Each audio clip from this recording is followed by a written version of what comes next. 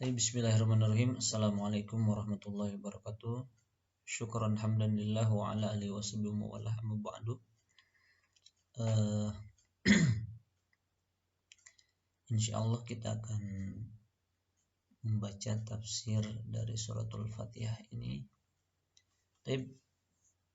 Sumiyat hadhihi suratu bil Fatihati. Surat ini dinamakan dengan suratul Fatihah li'annahu yuftatahu bihal Qur'anul azim. Karena Al-Quran yang mulia ini atau Al-Quran yang agung ini dimulai dengan Al-Fatihah ini, surat Al-Fatihah. Waktu samal musana, dan juga surat Al-Fatihah ini disebut sebagai surat Al-Masani. Waktu samal masani, dan surat Al-Fatihah ini juga disebut sebagai surat Al-Masani atau yang ma'ruf atau yang kita kenal dengan As-Sab'u As-Sani, 7 surat yang berulang-ulang. Li'annaha, karena surat Al-Fatihah ini tuqra'u fi kulli raka'atin, dia surat Al-Fatihah ini dibaca di setiap rakaat salat. Walaha, dan bagi surat Al-Fatihah ini juga asma'un ukharu, ada juga nama-nama yang lainnya.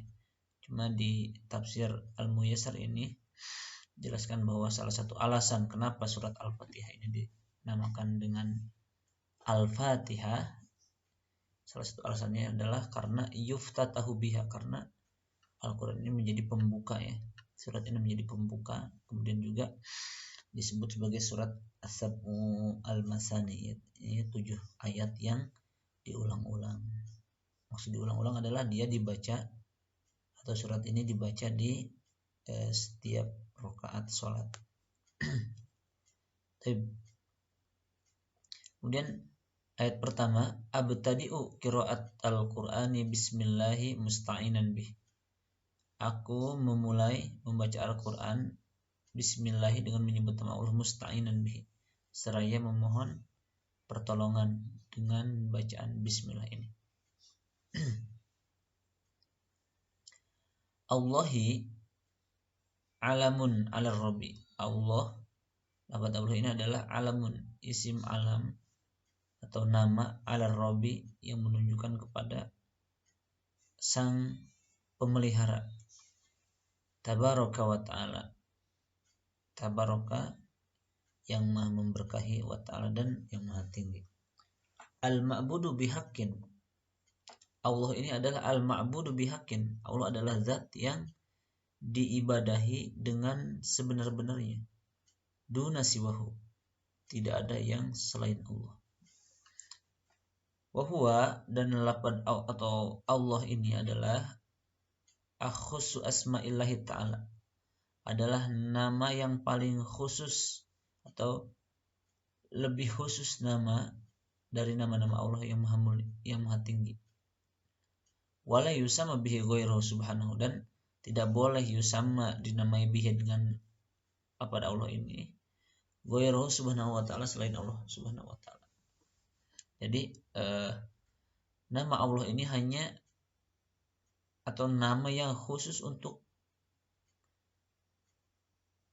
sang pencipta, yaitu Allah subhanahu wa ta'ala, dan tidak boleh ada nama orang atau nama yang lain kecuali hanya Allah saja.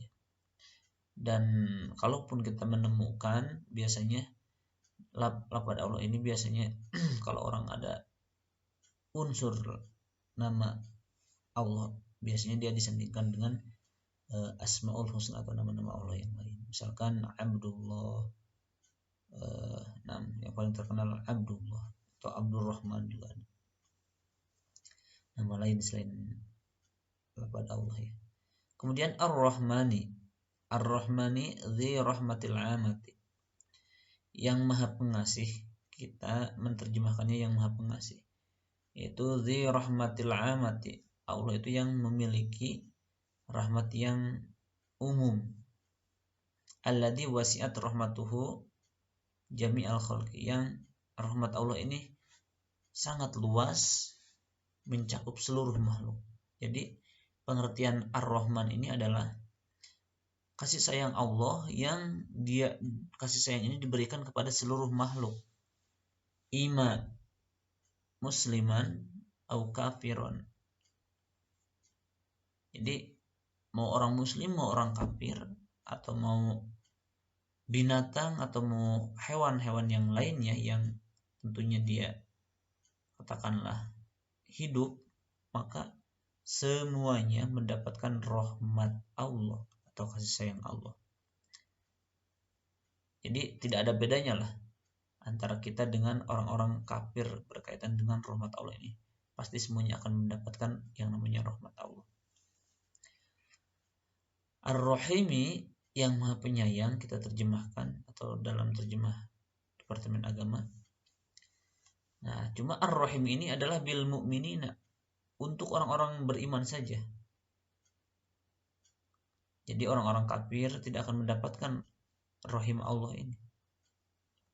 Wahuma, dan lafaz Ar-Rahman dan Ar-Rahim ini adalah ismani min asma'ihi ta'ala, adalah dua nama dari nama-nama Allah Ta'ala. Ya tadammanani isbatus sifatir rahmatillahi Ta'ala, yang mengandung ketetapan sifat Allah yang maha tinggi, kama yaliku bijalalihi,